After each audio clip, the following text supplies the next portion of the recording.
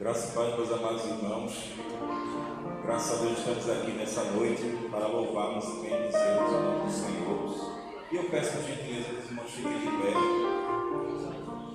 Vamos iniciar o culto nesse momento com oração. Amado e eterno Deus, estamos aqui, ó Pai, na Tua presença nessa noite para Te adorarmos, ó Pai, para bendizermos o Teu nome, que é sobremodo grande na nossa vida, por tudo que o Senhor tem feito, Pai, por tudo que o Senhor é, Pai, em nosso viver.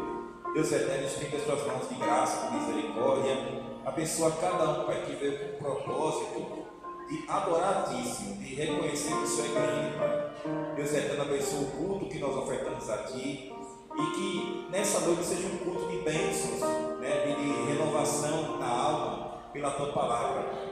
Assim te pedimos, ó Pai, nessa noite, te agradecemos em nome de Jesus. Amém.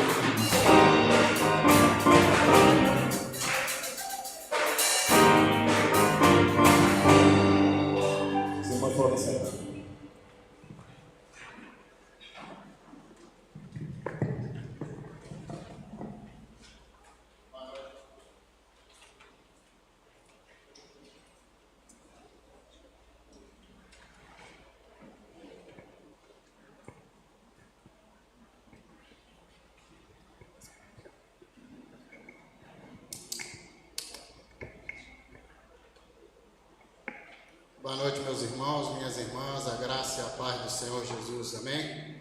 É com muita alegria que nós estamos aqui nessa noite para louvar e adorar o nome do nosso Senhor Jesus Cristo. E a nossa oração é que o Espírito Santo de Deus, ele possa continuar ministrando o teu coração durante esse tempo de culto.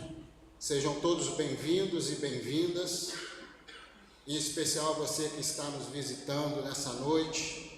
É uma alegria sempre tê-los conosco. Eu gostaria de trazer alguns avisos aqui.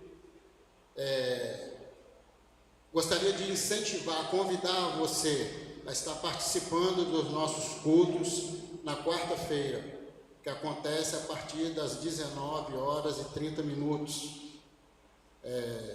Nós temos o culto na programação louvor, oração e também o estudo da palavra. Então é um momento importante no meio da semana para que você esteja renovando as suas forças. E também quero incentivar você que é membro e a você também que nos visita a estar participando da nossa EBD, Escola Bíblica Dominical, que acontece aos domingos na parte da manhã, às 9h. Antes disso, nós sempre oferecemos ali um café para que você possa estar participando. Então não deixe de participar, é um momento onde a qual você tem a oportunidade de aprender mais da palavra de Deus. E logo em seguida, o nosso culto. Esses são os avisos, mas antes eu gostaria de chamar o nosso irmão Vinícius, que ele vai estar trazendo aqui uma palavrinha sobre o acampamento.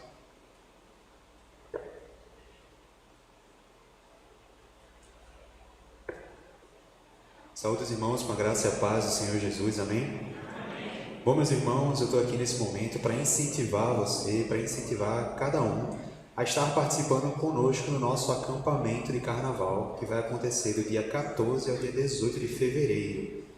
Vai ser um momento de muita alegria, um momento de muita comunhão. Eu já participei de 3 acampamentos aqui na igreja e sempre foi maravilhoso. Eu saí de lá mais edificado, saí de lá mais feliz. É muito bom participar de comunhão com os irmãos, dos irmãos que a gente gosta. E eu estou aqui para incentivar você a participar desse acampamento.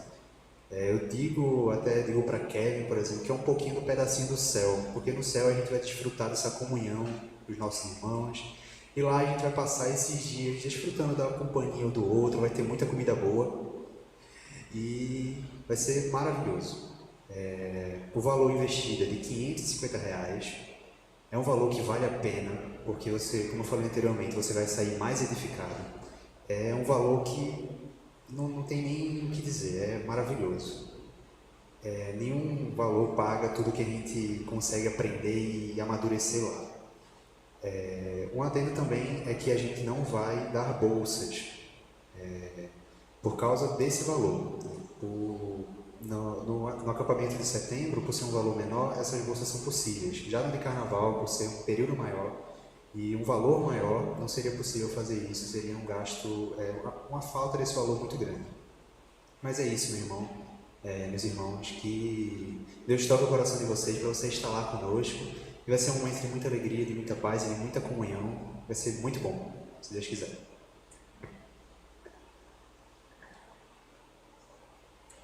Amém. Meus irmãos, Vinícius falou aí sobre o acampamento, Há a possibilidade de você dividir esse valor em 10, 12 vezes. Qualquer dúvida, você procure lá o nosso stand depois do culto, e tire todas as suas dúvidas. Só lembrando que nessa quarta-feira o estudo será trago pelo nosso irmão Emerson. Gostaria de salientar isso, então não deixe de participar. E também, nesse momento agora, nós vamos ter 2 palavras de oração. Gostaria de chamar o nosso irmão Mateus e a nossa irmã Camila.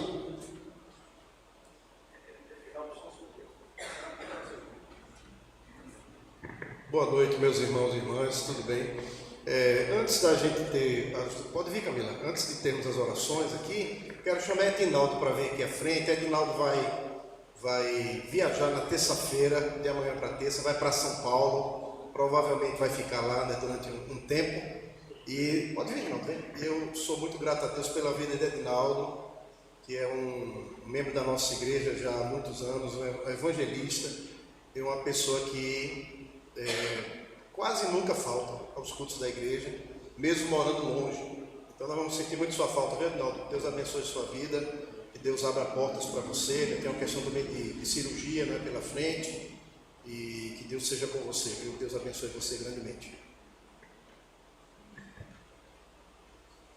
Oremos. Santo e eterno Deus, maravilhoso Pai, soberano Deus, Pai do nosso único Senhor e Salvador Jesus Cristo. Obrigado, Senhor, por mais um dia de vida, por mais um dia, Senhor, que o Senhor dispensou a nós sua misericórdia, saúde e livramento, Senhor, e que podemos desfrutar de um domingo, Senhor, na Tua casa, aprendemos mais do Senhor e colocando aos Teus pés, Senhor, dependendo, Senhor, nossa semana, nossas vidas, nossas famílias, Pai. Obrigado, Senhor, pela liberdade de te adorar, de te cultuar, meu Deus. Obrigada pela vida de cada um, que o Teu Santo Espírito conduziu a Tua casa hoje, a essa casa de oração, meu Deus. Obrigada pela vida dos ministérios que compõem essa igreja, meu Deus, pela liderança, pela vida do pastor, pela vida do irmão Edinaldo. Que o Senhor continue conosco, Senhor. Que o nosso louvor, nossa adoração, Senhor, seja recebido por Ti, sejam agradáveis a Ti, Pai. Recebe o nosso culto, que seja uma noite maravilhosa na Tua presença. Fala aos nossos corações, Senhor, responde orações, Pai. Entra com livramento, com proteção, com providência, Senhor, naquilo que nós precisamos e o Senhor conhece muito bem. O Senhor nos conhece mais do que a nós mesmos. Continua conosco, Pai. É o que te peço e te agradeço em nome de Jesus. Amém. Eterno Deus, amado Pai, mais uma vez te agradecemos pela oportunidade que nos dás de nos reunirmos em Tua casa, enquanto Tua congregação de santos, ó Pai, separados pela Tua misericórdia e Tua graça no sangue de Jesus Cristo, ó Deus. Obrigado, ó Deus, por ter nos trazido segurança, pela Tua divina providência em nossas vidas diárias, pelo Teu amor incondicional, ó Deus, que continua nos amando apesar de nós, ó Pai. Senhor, nós te agradecemos de um modo especial nesta noite, pela vida de Edinaldo, ó Deus, esse irmão valoroso, que está de partida para um outro estado, ó Pai, guiado pela Tua mão. Nós te pedimos, ó Deus, que continue a suprir o Teu servo em tudo que ele necessita, ó Deus.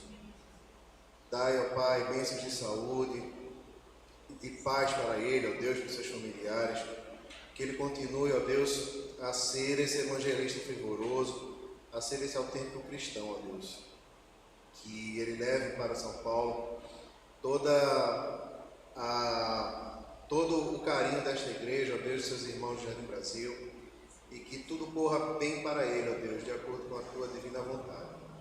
Nós te pedimos também, ó Pai, que nesta noite o Senhor receba o louvor que nós estamos te prestando, que possa, ó Deus, chegar ao Teu trono com uma manifestação dos nossos corações contritos, ó Pai, que seja agradável a Ti, ó Deus, que na noite de hoje apenas o Teu nome seja engrandecido e tudo seja para a Tua glória somente, ó Deus. E pedimos também, ó Pai, que neste momento aceite, ó Pai, a confissão dos nossos pecados, que são tantos, Senhor. Por várias vezes nós caímos e vacilamos, mas por Tua infinita misericórdia nós podemos ser justificados, ó Deus, pelo sacrifício de Jesus Cristo. Obrigado, Senhor, mas continua conosco, nos dá força na caminhada e a perseverar nos Teus caminhos, ó Deus. Pedimos, ó Deus, que prepare os nossos corações nesta noite para ouvir a Tua palavra, que é lâmpada para os nossos pés e luz para os nossos caminhos, Senhor. Nos ajuda, ó Deus, a continuar entendendo que apenas pela Tua misericórdia, ó Pai, de renovar as coisas todos os dias, pela Tua infinita bondade em nossas vidas, ó Deus. Nos ajuda, Senhor, a ser com Teu servo, nosso pastor, o reverendo André, que trará esta mensagem hoje, que tudo possa frutificar nas nossas vidas diárias, Senhor. Abençoa a Tua igreja de Jardim Brasil, e que nós possamos, ó Pai, sermos verdadeiros faróis nesta cidade, sal da terra e luz do mundo para a nossa comunidade, ó Deus. Em nome do Teu Filho amado Jesus, te pedimos isto nesta noite. Amém.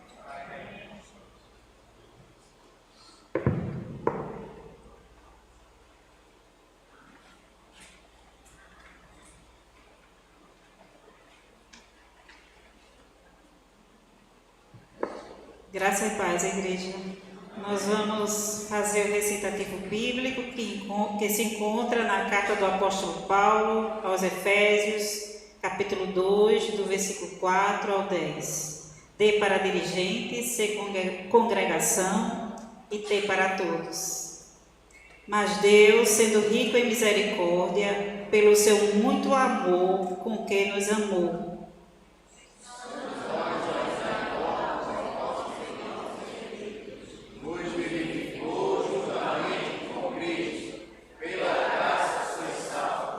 e nos ressuscitou juntamente com Ele, e com Ele nos fez sentar nas regiões celestes em Cristo Jesus. Para mostrar nos séculos vindouros a suprema riqueza da sua graça, pela sua bondade para conosco em Cristo Jesus. Porque pela graça sois salvos, por meio da fé, e isto não vem de vós, é dom de Deus. Porque somos feitura sua, criados em Cristo Jesus para as boas obras, as quais Deus antes preparou para que andássemos nela. O Senhor continue nos abençoando.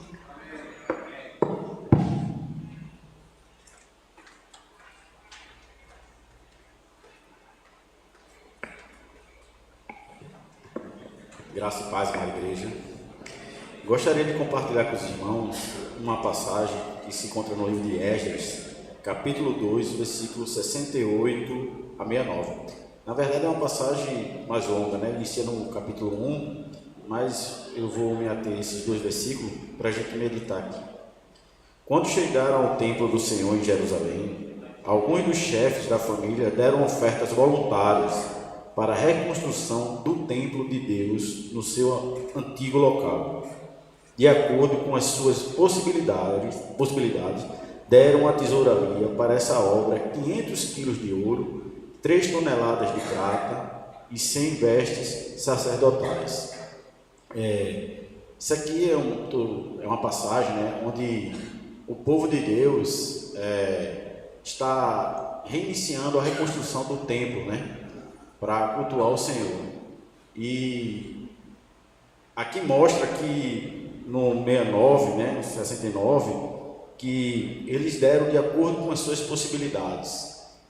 E me chamou a atenção porque a possibilidade de cada um aqui é diferente, mas a gente deve dar aquilo que é possível para cada um de nós. Não devemos deixar de dar ao Senhor, né, os nossos dízimos e ofertas.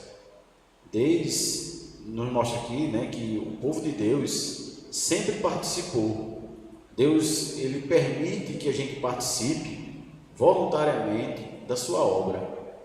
E essa participação, ela é importante para a gente mesmo, né, como cristãos, que a gente possa participar com essa importância, mas não se achando importante, acreditando que somos os únicos, né? Porque eu tenho possibilidade, eu vou dizimar, eu posso muito, se eu não dizimar, se eu não ofertar, vai fazer falta. Na verdade, Deus não vai deixar a sua obra parar. Na verdade, o que Deus quer é que você se relacione com Ele verdadeiramente, porque a única pessoa que sabe a sua possibilidade é Deus. Amém? Gostaria de chamar os irmãos aqui responsáveis em fazer o recolhimento.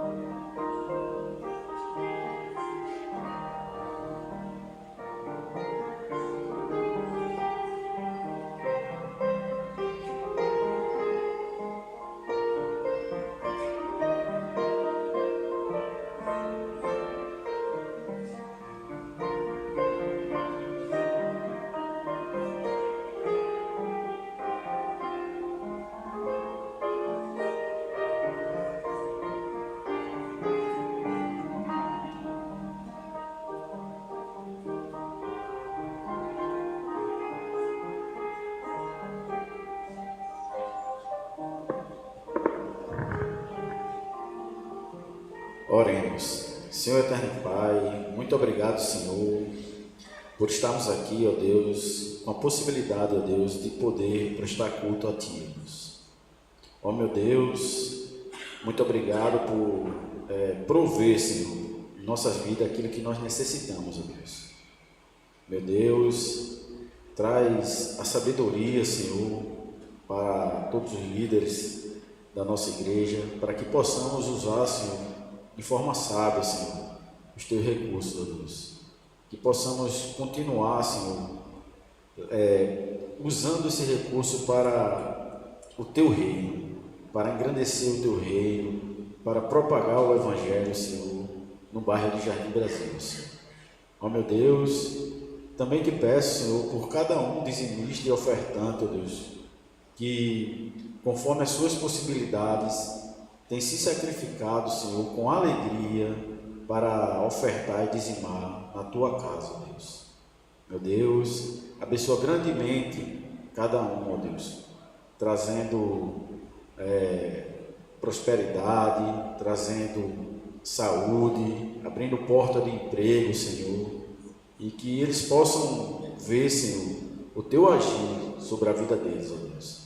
E ser humildemente grato a Ti, Senhor, por cada coisa que nós temos, ó Deus. Meu Deus, te pedimos pelo culto na Tua presença, que possamos aqui cultuar a Ti, Senhor, verdadeiramente de coração. Tudo isso te peço e te agradeço, em nome do Teu Filho amado Jesus, que reina para sempre. Amém.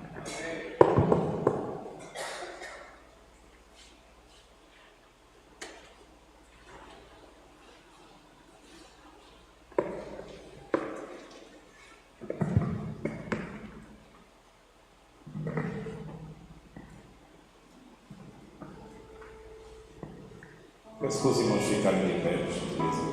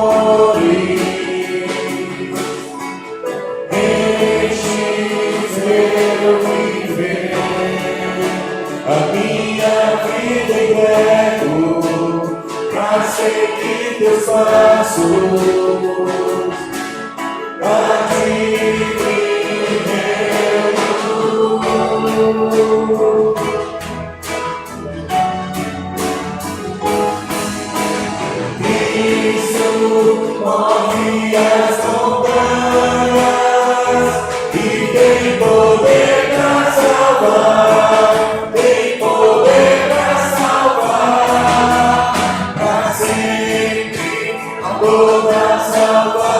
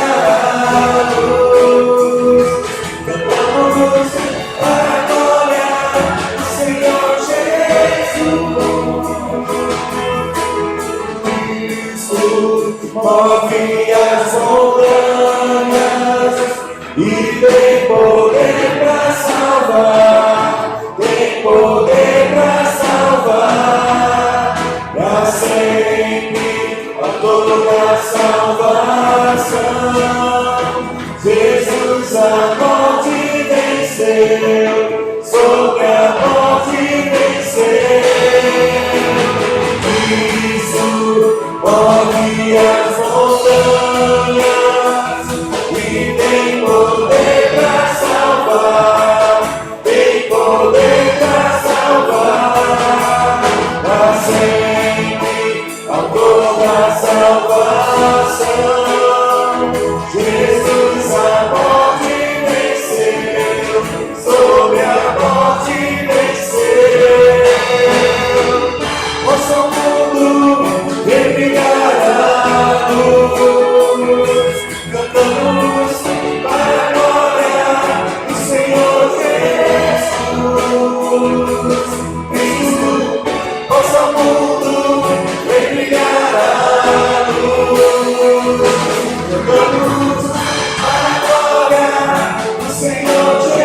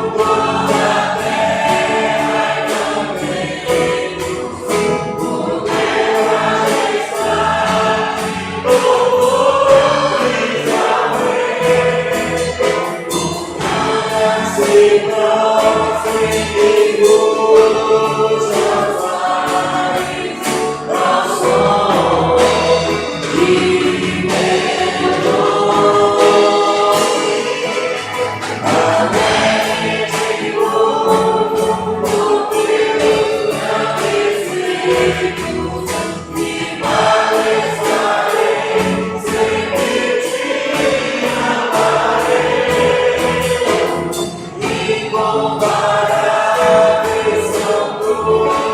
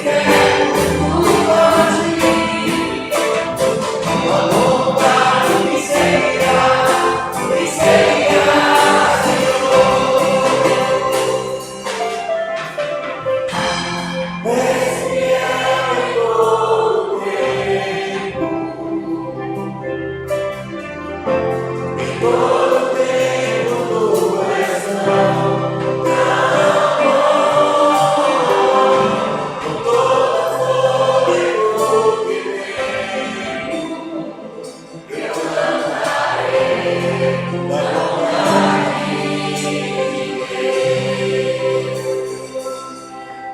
irmãos podem sentar.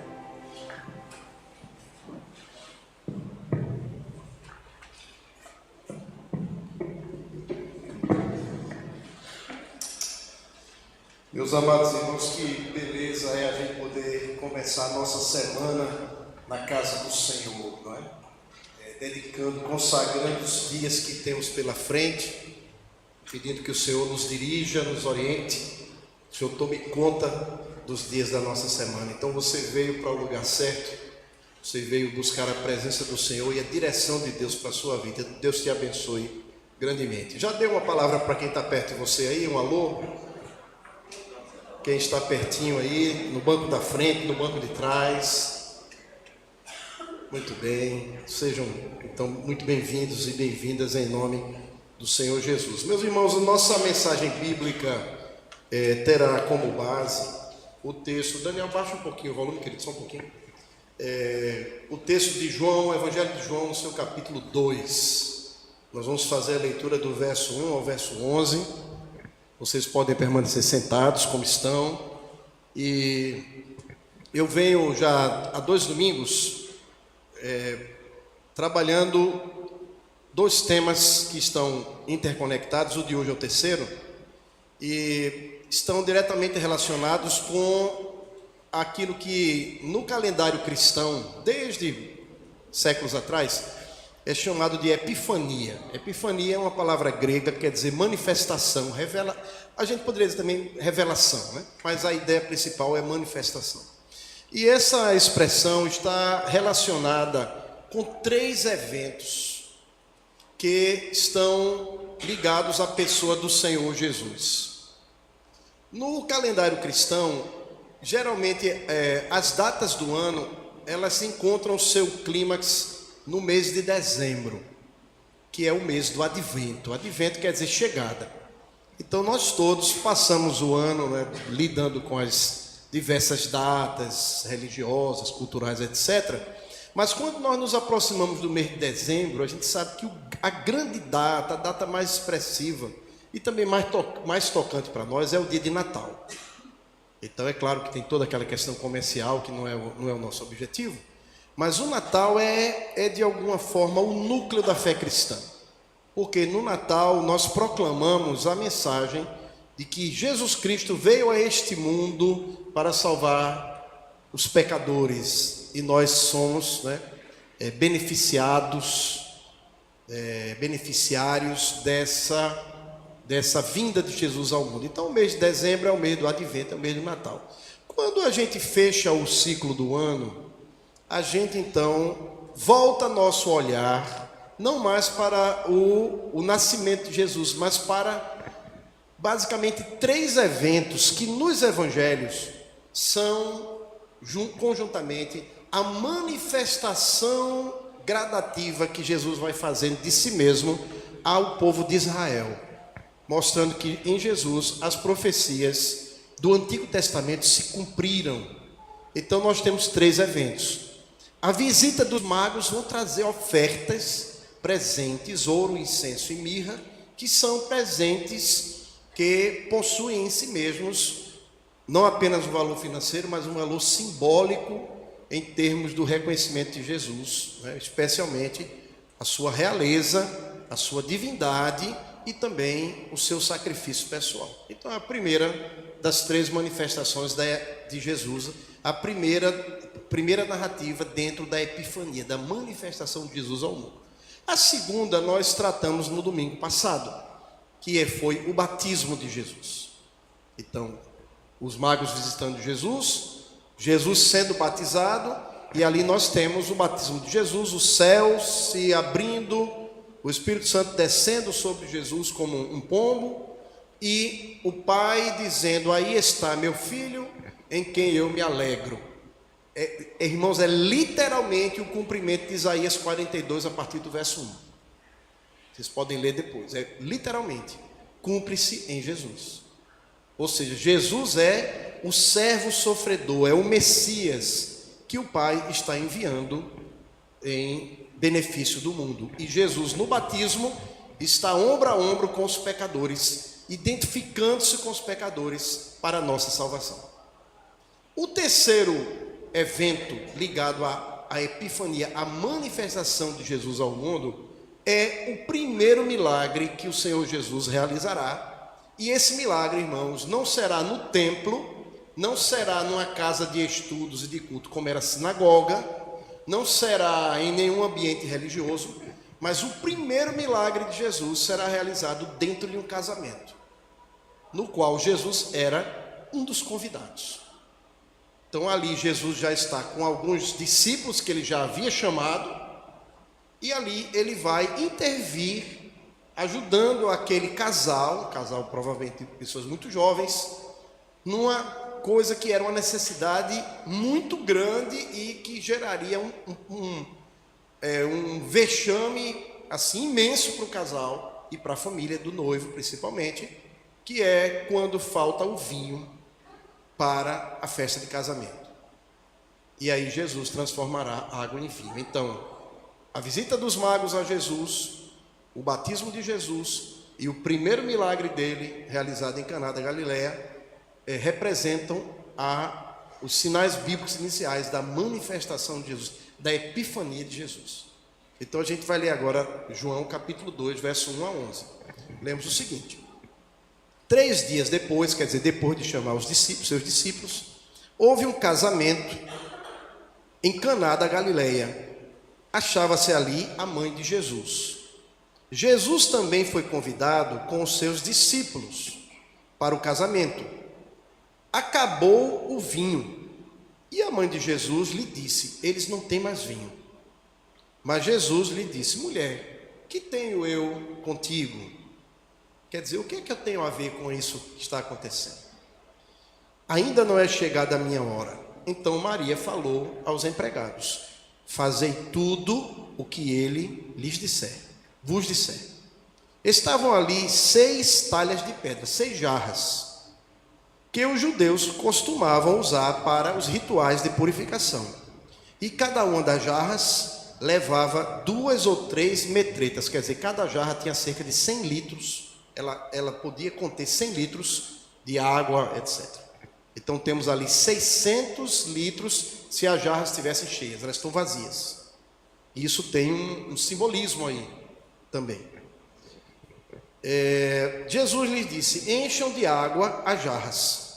E eles as encheram totalmente, até a boca, né? Encheram tudo de água.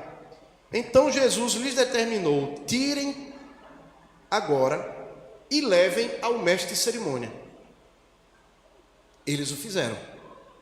Tendo o mestre de cerimônia provado a água transformada em vinho, não sabendo de onde viera, se bem que o sabiam os empregados que haviam tirado a água, o mestre de cerimônia chamou o noivo e lhe disse: todos têm por costume servirem primeiro o bom vinho, e depois, quando já beberam fartamente os convidados, quando os convidados já beberam fartamente, servem o vinho inferior. Tu, porém, guardaste o bom vinho até agora. Com este, Jesus deu início aos seus sinais em Caná da Galileia, manifestou a sua glória e os seus discípulos creram nele. Então veja, é o primeiro milagre que Jesus vai realizar, e é com esse milagre que Jesus começa o seu ministério junto com os seus primeiros discípulos. No batismo ele vai sozinho, é batizado, mas agora ele vai começar o seu ministério público com os seus discípulos. Quando vocês leem aqui no verso 11, quando a gente lê: com este deu Jesus princípio a seus sinais em Caná da Galileia, manifestou a sua glória, o verbo que João está usando no grego é phanerosen, cuja raiz é o fundamento da palavra epifania, ou seja, a manifestação, algo que está oculto e que agora se dá a conhecer, e que agora as pessoas vão poder ver, que vem da ideia daquilo que aparece. Então Jesus está agora no seu ministério público, dizendo que nele se cumpriram todas as profecias messiânicas do Antigo Testamento, e que ele é o Messias esperado pela nação de Israel. E com esse primeiro milagre, o texto vai dizer que o objetivo desse milagre foi levar as pessoas a crerem nele. É interessante, meus queridos, que João, o apóstolo João, que está escrevendo esse texto, ele em vez de usar a palavra milagre, ele vai usar a palavra sinal, semeion em grego, sinal. E João vai explicar por que ele está fazendo isso. Ele está escolhendo 7 milagres. Veja, os evangelhos vão dizer que Jesus fez muitos milagres. O próprio João vai dizer, no capítulo 20, que Jesus fez muitas outras coisas. E João vai usar do exagero estilístico, vai dizer, se a gente fosse registrar tudo que Jesus fez, nem no mundo inteiro caberiam os livros, né? Claro que aí há um hipérbole, né? João está dizendo que Jesus fez muita coisa. E os livros seriam poucos para falarem do que ele fez. Só que João, em vez de escolher, tentar narrar uma coletânea imensa de milagres, ele não faz isso. Ele escolhe 7 milagres. Ele vai dizer por que ele escolheu. No capítulo 20, ele vai dizer os milagres, ou seja, os sinais, que é o termo que ele usa, que eu escolhi, que eu escrevi nesse texto, testemunham que Jesus é o Cristo, é o Messias. Jesus é o Cristo, Filho de Deus.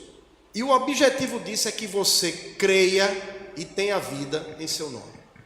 Então veja só, João, ele estava convencido que esses milagres que ele registrou, esses 7, são suficientes para que os leitores do seu livro viessem a crer em Cristo.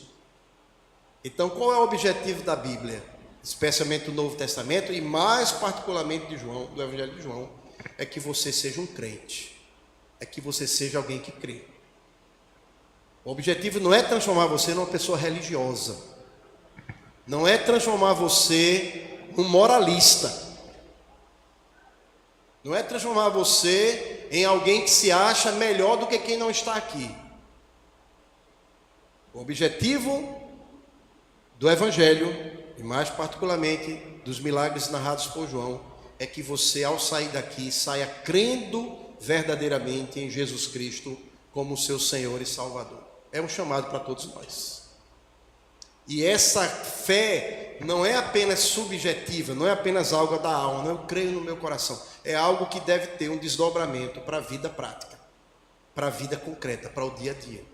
Por isso que neste milagre, quando Jesus começa seu ministério, ele já tem discípulos, tem seguidores, pessoas que ele chamou e que agora publicamente estão identificadas com ele e o estão seguindo. O objetivo da palavra de Deus é que você seja assim, é que eu seja assim. Não é apenas que a gente crê em Jesus no nosso coração, que a gente crê interiormente, mas que a gente siga Jesus publicamente e que a gente se identifique com o Senhor Jesus. Veja, querido irmão e irmã, que sinal, quando quem dirige, por exemplo, sabe muito bem, você tem os sinais de advertência.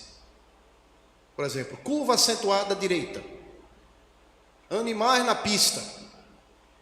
Esses sinais de advertência podem salvar a nossa vida, podem impedir que a gente colida com, com outro carro, não tenhamos devido cuidado. Mas nós também temos aquelas placas que nos dizem o caminho a seguir, nos dizem por onde a gente deve ir. A gente, por exemplo, a gente quer chegar numa praia do litoral sul aí, e a gente, quando vai vendo aquelas placas verdes, né, diz assim, Tamandaré, a não sei quantos quilômetros. Aí você vai andando cada vez mais e aquela quantidade de quilômetros, né, vai ali aparecendo, né? Porto de Galinhas, Gaibu, qualquer praia assim, desse período agora de férias, né? Então essas placas, irmãos e amigos, nos ajudam a saber para onde a gente está indo e para onde a gente deve ir e por onde a gente deve ir para alcançar o que a gente deseja. Então o Evangelho, mais particularmente, o que João está escrevendo é para que a gente consiga chegar naquele lugar, naquele roteiro da nossa vida que Deus nos chamou para ir. É por isso que o milagre aqui, irmãos, ele está completamente atrelado a um socorro divino que Jesus vai operar para um casal. E é um milagre assim quase que anônimo realizado por Jesus. O texto aqui vai dizer no verso 9, né? Que nem o mestre de cerimônia presenciou o milagre, nem entendeu. Os empregados sim. Então Jesus realiza esse primeiro milagre, que depois se torna conhecido, mas é um milagre que de alguma maneira, irmãos, é quase um milagre anônimo. E este é diferente de outros milagres de Jesus, não é? Como ordenar que a natureza faça algo, acalmar uma tempestade, ressuscitar um morto, etc., né? É um milagre onde a gente entende que Jesus intervém para socorrer, para ajudar, para eliminar um possível sofrimento. E é muito importante que Jesus comece com um milagre assim, porque Jesus está revelando a verdadeira face de Deus. Qual é a verdadeira face de Deus, irmãos? A Bíblia fala que Deus é juiz. A Bíblia fala que Deus vai julgar o pecado, e Ele vai. A Bíblia fala que Deus punirá o mal. A Bíblia fala que Deus haverá de interferir para trazer para o mundo uma justiça plena. Veja, a imagem de um Deus que castiga também é bíblica. De um Deus que punirá o mal, também é bíblica. São imagens corretas de Deus. Mas a Bíblia não vai dizer em nenhum lugar que Deus é ira, que Deus é ódio. Você não vai encontrar isso na Bíblia. Você vai encontrar textos onde diz assim: Deus se irou.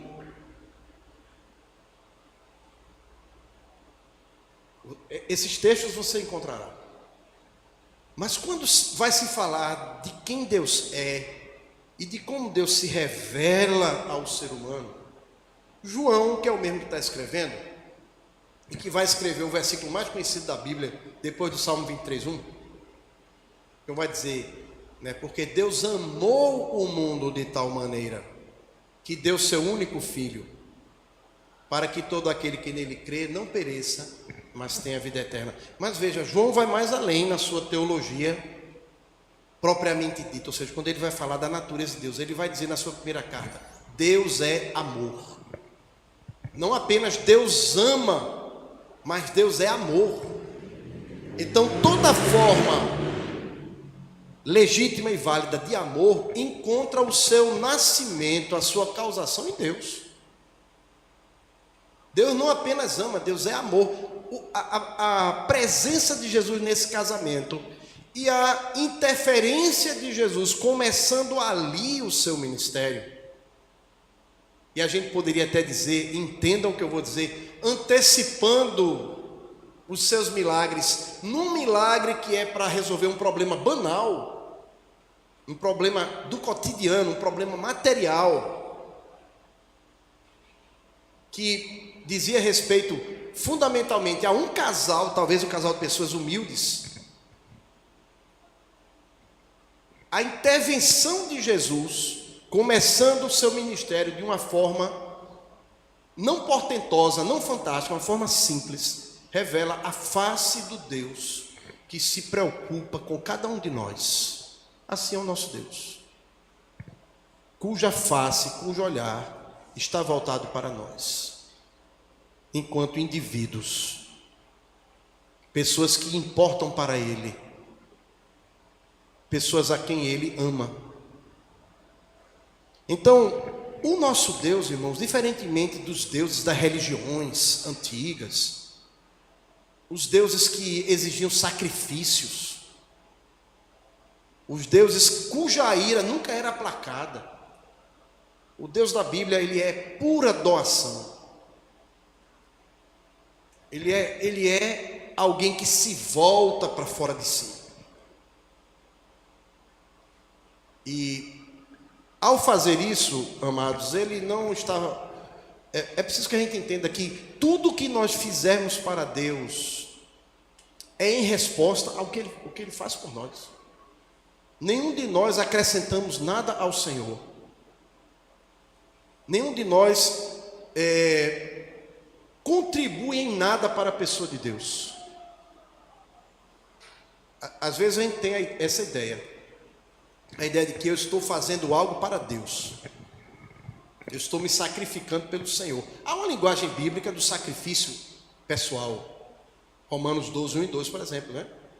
Apresenteis, rogos que vocês apresentem o corpo de vocês como um sacrifício vivo. Veja, mas tudo isso é uma resposta ao que Deus tem feito por nós. Não é que Deus precise da gente. É por isso que, às vezes, tanto na teologia quanto na filosofia, Deus é chamado de o absoluto. Você já deve ter lido alguma vez essa descrição acerca de Deus. O absoluto. Aquele que não precisa de ninguém nem de nada para ser. Absoluto é a ideia daquilo que está solto. Do latim, que está solto. Ou seja, Deus é aquele que não se torna mais do que Ele é em momento algum. E cujas ações do ser humano não acrescentam nada ao seu ser. Deus é o absoluto, com A maiúsculo. Nós não, nós somos relativos. O relativo é o que está preso a algo. Pode estar preso no tempo, pode estar preso a uma cultura. Por exemplo, você e eu, estamos presos às nossas circunstâncias,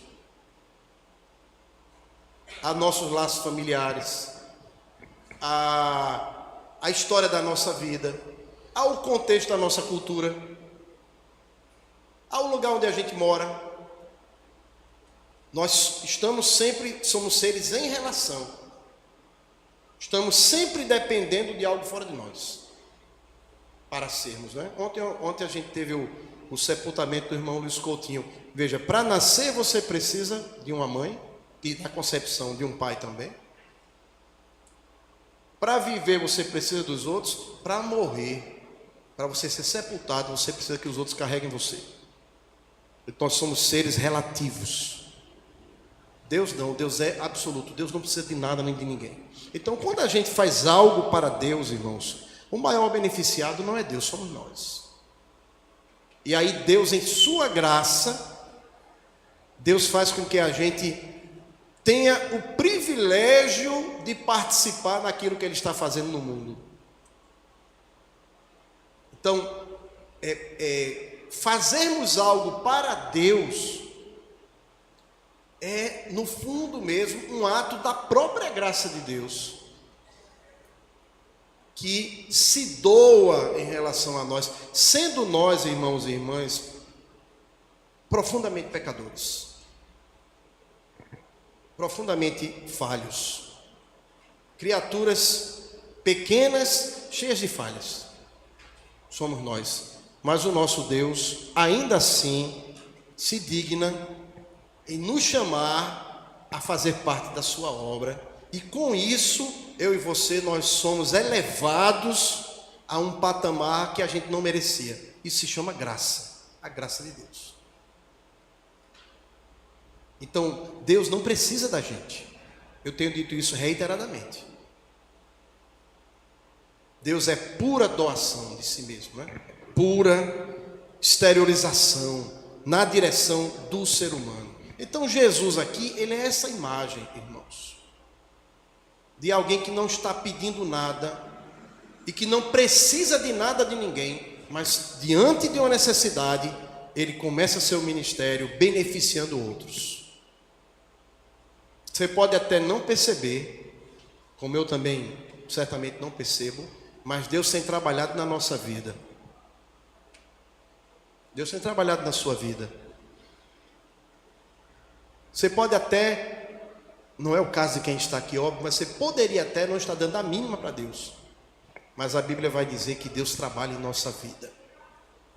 O fato de você ter vindo aqui, você veio com suas próprias pernas e sua decisão. Pode ser que alguém esteja aqui até de má vontade. Eu não queria vir, mas vim, né? Eu mesmo detestava crente, viu, irmãos?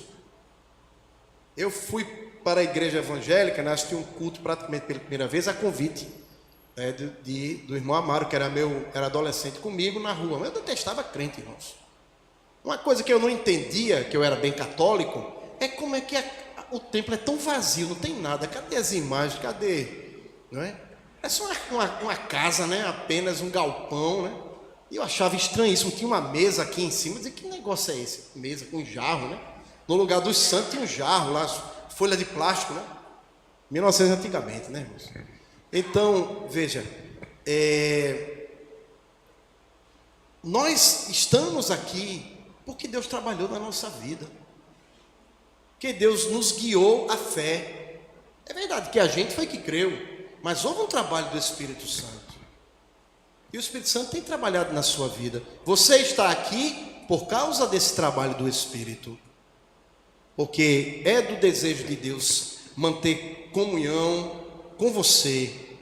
Por isso que o milagre é num casamento. Isso tem um simbolismo para Israel. Tem um grande simbolismo. Em todo o Antigo Testamento, a nação de Israel é como se ela fosse a noiva preparada para o Senhor.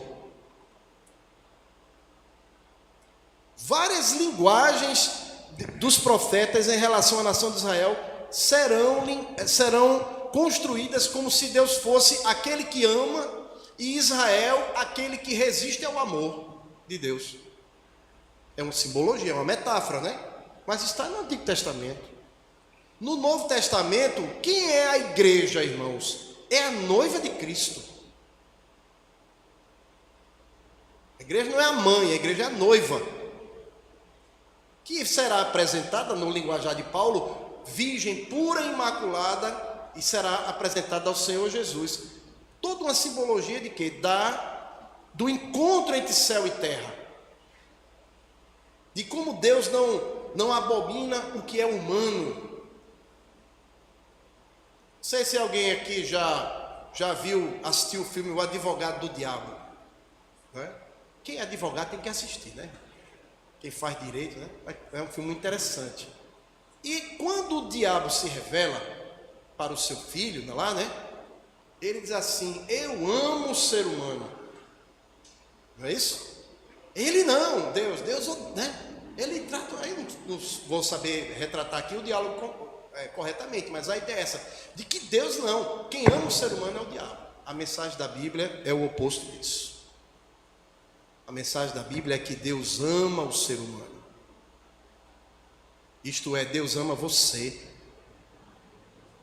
Então Jesus, quando realiza o seu milagre no casamento, é porque ele está ali mostrando aquilo que Deus deseja. Se unir a nós. Transformar nossa vida já agora. Nos socorrer naquilo que nós mais profundamente precisamos. Estender a sua mão na nossa direção.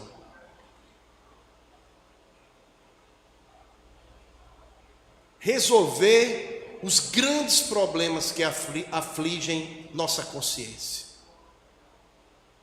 Os grandes problemas.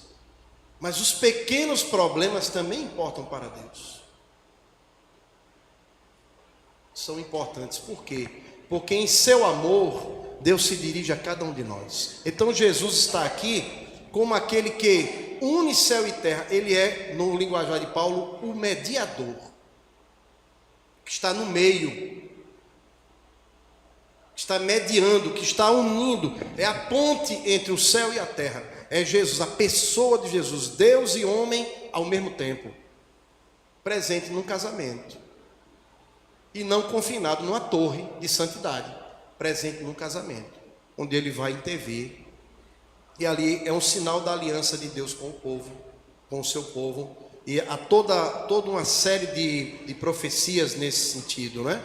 Ali está o anúncio do novo Israel. Deus não abandonou o Israel nação, o Israel étnico. Há muitas promessas da Bíblia em relação a Israel. Mas na igreja, Deus realiza o seu projeto que só será aceito por Israel no fim. Paulo fala isso em Romanos 10. E no fim, todo Israel será salvo, mas isso é para o fim. Neste primeiro milagre, temos uma prefiguração do que é a igreja. A igreja é o novo Israel. Ali está Jesus, ali está Maria, a família de Jesus, ali estão os seus primeiros discípulos, ali estão pessoas que estão sendo beneficiadas pela presença de Jesus. O centro daquele lugar ali, daquela prefiguração da igreja, é a pessoa de Jesus. Irmãos, o centro dessa nossa reunião é Jesus. É em torno de Jesus que orbita tudo que a gente fez nesta noite. Ele é aquele para quem nosso olhar se dirige, porque Ele é aquele que veio buscar e salvar o que se havia perdido, veio buscar e salvar a mim e a você. Em torno de Jesus, da sua identidade, de quem Ele é e da sua obra, que gira tudo o que fizemos nesta noite, apontando para o sacrifício de Jesus, mais do que suficiente. O problema ali na festa é quando acaba o vinho, e Maria vai dizer, a mãe de Jesus, que acabou. É como uma festa de crente onde se acaba o refrigerante. Não é a mesma intensidade, é pior para eles lá, mas é essa cultura, A gente não bebe álcool, pelo menos, A gente se propõe a não beber, mas a gente gosta de, que na festa do casamento, por exemplo, tenha bolo, mas tenha líquido. Então, naquela época, o vinho, com diluições em água, então não é o vinho assim, tomado, vamos dizer assim, com teor alcoólico altíssimo, da forma que a gente encontra no supermercado ou em qualquer outro lugar, não. O vinho era dado até a crianças, mas havia muito o processo da sangria, de misturar água com vinho, e aí é um assunto para outro momento. Então, ali, uma festa onde faltasse a comida ou faltasse o vinho, meus irmãos, isso traria uma vergonha imensa para a família. Mas ficar sem vinho, portanto, era uma representação também do que aconteceu com Israel no Antigo Testamento. Que sendo chamado à graça de Deus, vai adorar ídolos, resiste ao Senhor, persegue os que o Senhor vai enviar. Hebreus capítulo 1, verso 1 em diante. E Jesus começar o milagre ali, quando está faltando o vinho, isso quer dizer que aquela sede espiritual que marca todo o percurso de Israel no Antigo Testamento, agora está sendo resolvida com a presença de Jesus. É por isso que Isaías, você conhece muito bem, Isaías 55, verso 1, no chamado à salvação, Isaías vai dizer assim: todos vós, os que tendes sede, vinde às águas, e vós, os que não tendes dinheiro, vinde e comprai e comei. Sim, vinde e comprai, sem dinheiro e sem preço, vinho e leite. Só o nosso cardápio, nosso paladar é diferente, mas o povo antigo, o povo de Israel, para eles a chegada do Messias seria a abundância de comida, de vinho e em vários momentos as profecias vão dizer carnes gordurosas, gordura, não sei o que mais lá. Ou seja, quando o vinho acaba e Jesus transforma a água em vinho, ele está cumprindo um bojo, um conjunto, um combo de profecias que diziam que a chegada do Messias traria abundância. E a nação de Israel não entende isso, não entendeu. E o cumprimento disso se dará no fim.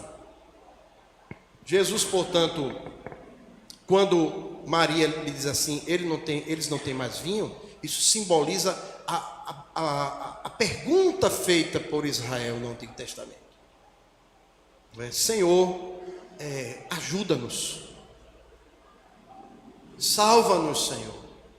Até quando, Senhor, o Senhor vai permitir isso? Eles não têm mais vinho. E quando Jesus diz assim, eu vou agir no momento que eu achar adequado. E aí, o que Maria vai dizer é a chave para a nossa vida. Façam tudo o que Ele vos disser. Façam tudo o que Ele vos disser. Irmãos, essa é a grande placa no caminho da nossa vida. O que Jesus quer de mim? O que Jesus quer de você? É a grande pergunta da nossa vida. É em Jesus que se encontra a resposta que eu e você precisamos. O sentido da vida. O sentido da história. O porquê você está vivo, porque você nasceu.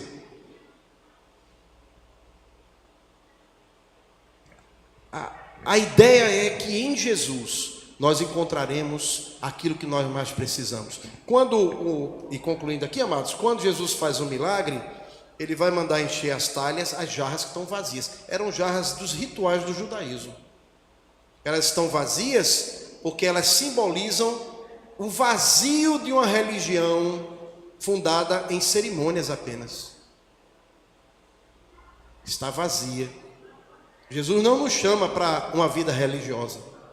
Jesus não nos chama para uma vida de moralismo, para uma vida de rituais. Esse não é o chamado do Evangelho. Jesus chama você para você segui-lo, para você crer nele e segui-lo. Então, quando as jarras são enchidas, é colocada água ali, e quando Jesus apenas diz, leve para o chefe da cerimônia ver, ali são mais de 600 litros de água transformadas em vinho. Ou seja, é mais do que era necessário. Mostrando que com Jesus, eu e você temos muito mais do que a gente precisava. Com Jesus, nossa vida é completamente transformada para melhor. Quem era drogado não vai se drogar mais. Quem se prostituía não vai se prostituir mais. Quem odiava terá forças para perdoar. Quem tinha a vida completamente desmoralizada vai poder reconstruir a vida. Quem foi completamente desacreditado pelos outros vai encontrar no Senhor Jesus a força para ir adiante. Nós temos muito mais do que nós precisamos. É nesse sentido que o salmista Davi disse, o Senhor é o meu pastor, nada me faltará. Jesus falou, eu vim para que tenham vida em abundância. Quando Jesus fala da presença do Espírito Santo que estará na nossa vida, ele diz, do seu interior fluirão rios de água viva. Quer dizer, abundância, né? Mais do que precisamos. E o desfecho da Bíblia, irmãos, é um desfecho de completa satisfação. Não haverá luto, não haverá pranto, não haverá mais dor, não haverá mais sofrimento. Ele enxugará dos seus olhos toda lágrima. É assim, seguir Jesus é um privilégio que nos é dado. Siga Jesus. Entregue sua vida a Ele. Confie nele como seu Salvador.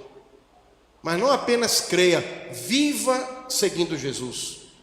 E o texto vai dizer, e os seus discípulos creram nele. E daquele casamento sairão Jesus e os seus seguidores. Que você nesta noite, ao sair daqui, saia seguindo Jesus. Amém? Que Deus nos abençoe. Muito bem, queridos. Vamos encerrar o nosso culto. Quero chamar a nossa equipe musical para virem à frente. E os irmãos fiquem em pé, por favor, queridos. E a gente vai orar ao Senhor, encerrando o culto desta noite. Que Deus te abençoe grandemente. Que você tenha uma semana maravilhosa em nome de Jesus. Deseje isso para o seu vizinho aí, uma semana muito abençoada. Que Deus te abençoe grandemente.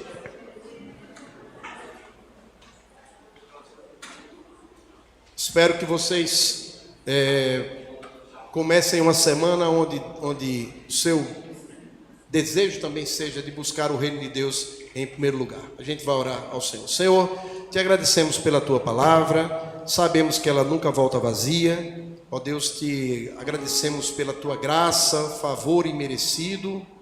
Ó Deus, o privilégio que o Senhor nos concede de lermos tua palavra, de aprendermos a tua palavra, de retermos tua palavra em nosso coração, Senhor, e de vermos tua palavra frutificar dentro de nós, para uma vida nova, Senhor, para uma vida que te honre, uma vida abundante, uma vida que encontra plena satisfação em Jesus Cristo.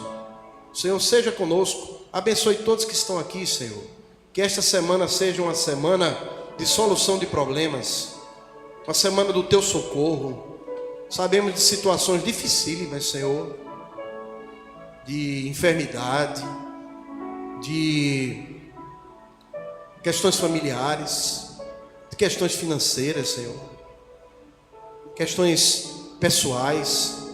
Ó Deus, nós sabemos que no Senhor se encontra todo o poder. Tu és onipotente, Senhor.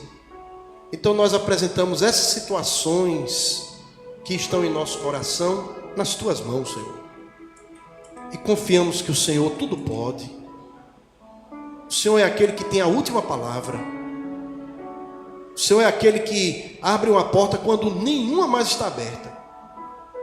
O Senhor é aquele que, agindo, ninguém impedirá. Então nós apresentamos essas situações, Senhor, e queremos te agradecer, queremos te dizer que tu és completamente bondoso, generoso, gracioso, misericordioso, e nós nos refugiamos no Senhor nesta noite. E queremos, Senhor, tua visitação na nossa vida, tua visitação na nossa casa. Queremos que o Senhor interfira de acordo com tua vontade, Senhor. Agora nós pedimos a tua bênção no retorno para a nossa casa, Senhor, a tua proteção. E que ao entrarmos na nossa casa, Senhor, ao chegarmos em casa, na hora que chegarmos, que entrem conosco as tuas bênçãos, Senhor. Que a nossa casa seja abençoada pelo Senhor. E que esta semana seja semana de milagres, Senhor. Que cremos no teu poder. Cremos que o Senhor nos ama, que o Senhor quer o melhor para nós. Então nós descansamos nas tuas mãos, como um bebezinho descansa nos braços da sua mãe, nos braços do seu pai. Nós agora descansamos, Senhor, sabendo que o Senhor é o fundamento da nossa vida, a razão do nosso ser, aquele em que um dia, Senhor, estaremos em pé diante de Ti, te veremos, Senhor. Ali teremos as respostas que nós precisávamos, que, ó Deus, eram as respostas mais profundas. E te agradecemos por tudo, Senhor. Te pedimos tudo isso já gratos em nome de Jesus. Amém. Que Deus abençoe todos vocês. Temos nossa cantina funcionando, né? Eu estarei de volta, irmãos, se Deus quiser, de hoje a 15. Nesse período teremos pregadores da nossa igreja aqui, que estarão trazendo mensagens maravilhosas. Teremos cultos abençoados. Então, se Deus quiser, de hoje a 15 a gente se vê. Deus abençoe a todos vocês. Vamos encerrar com o cântico.